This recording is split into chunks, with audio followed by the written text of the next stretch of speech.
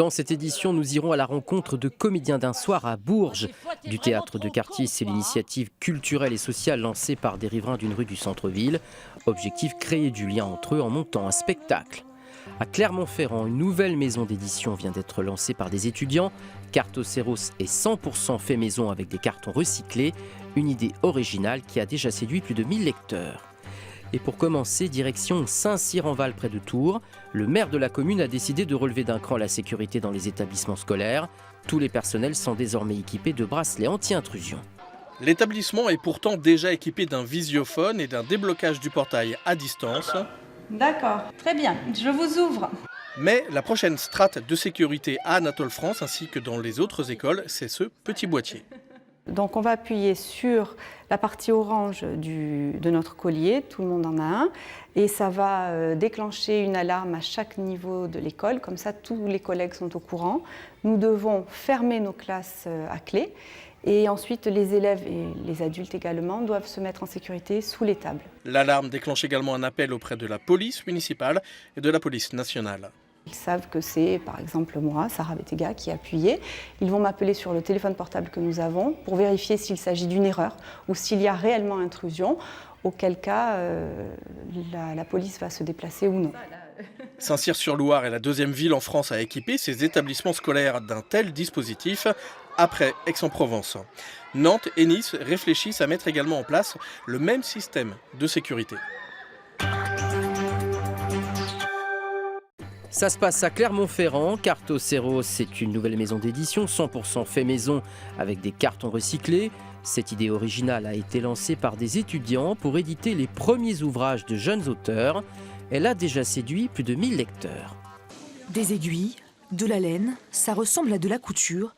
Et pourtant, il s'agit de littérature. Ici, pas de machine, ces femmes relient les livres à la main. Ce que vous pouvez faire aussi pour varier un petit peu, c'est faire prendre un autre fil pour le deuxième cahier. Des livres entièrement confectionnés par des bénévoles. C'est la marque de fabrique de la maison d'édition Cartoceros.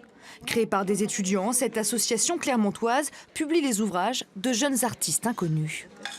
Pour moi, c'est toujours un moment d'émotion parce que quand on imprime le papier, donc on a les feuilles libres et puis à la fin, on se retrouve avec un véritable objet. La couverture est faite, elle est différente à chaque fois.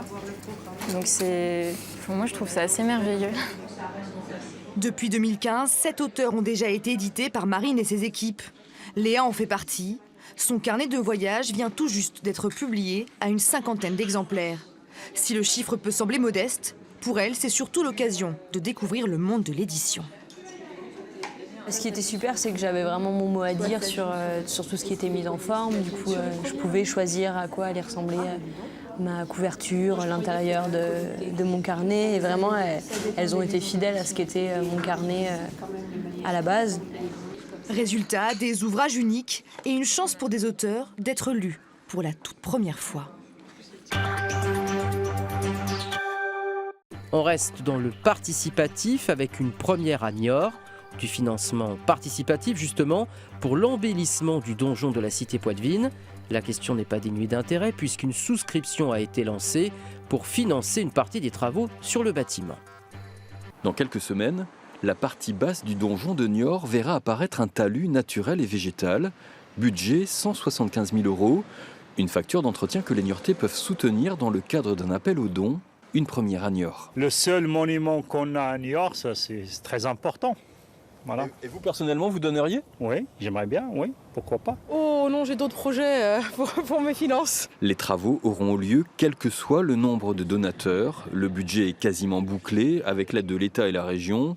Les fonds permettront en fait de diminuer la part des travaux qui restent à financer par la ville. S'il y a plus d'argent par le mécénat et le financement participatif, eh bien ça ira, puisque ça passe par la Fondation du patrimoine, au patrimoine des Niortais, au patrimoine public des Niortais.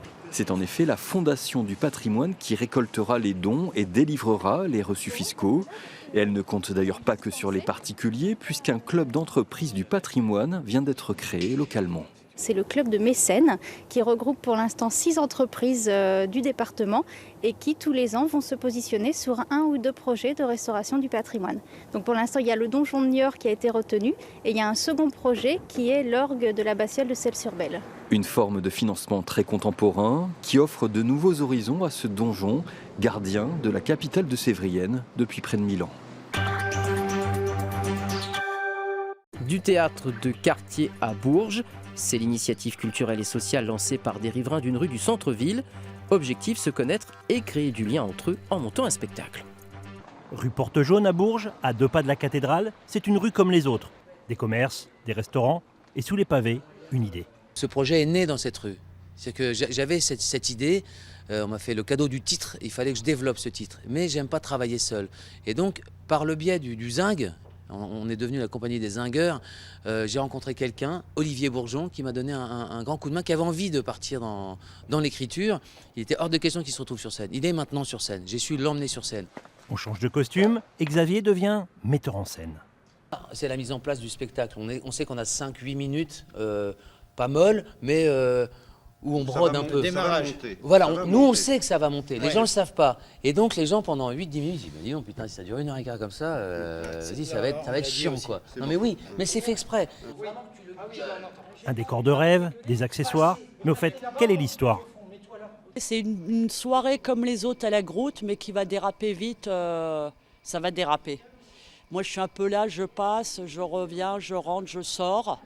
C'est étrange. Je sais pas ce qui m'arrive ce soir, je te regarde, mais comme pour la première fois. Encore des mots, toujours des mots, les mêmes mots. Je ne sais plus comment te dire, mais... Rien que des mots.